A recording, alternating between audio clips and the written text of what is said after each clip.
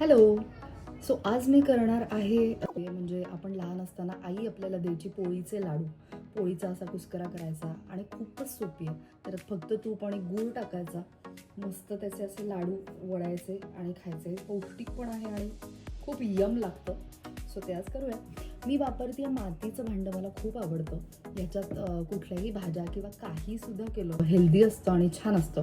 So let's start. आता याची step 1 आहे की मी पोळीचा चुरा ह्याच्यात घेतला. आता याच्यात आपण तूप टाकूयात आणि गूळ टाकूयात. हा जो गूळ आहे तो याच्यात मी ॲड केलेला आहे आणि आता हे सगळं मिक्स करायचं. तूप टाकायचं आहे आणि हे हाताने पण का मिक्स करायचं, कारण हाताची चव याच्यात उतरते असं माझी आजी म्हणायची आणि ते खरंच आहे. म्हणजे हाताने तुम्ही मिक्स केलं ना तर एक वेगळीच चव येते. सो आपण आता तूप टाकूयात. छान असं तूप टाकून झालेलं आहे आणि आता याचे लाडू वळायचे आहेत. सो लाडू वळूयात. छान सगळं मिक्स झालेलं आहे आणि आता त्याचे असे छोटे छोटे लाडू वळायचे आहेत.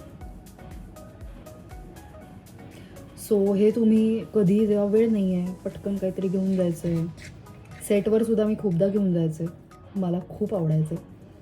सो आणि वीरला सुद्धा आवडतात. सो हे लहान मुलांपासून ते आजी आजोबांना सुद्धा खूप आवडतात. सो हे पटापट ट्राय करा आणि आठवड्यातून एकदा दोनदा तर तुम्ही आरामात बनवू शकता.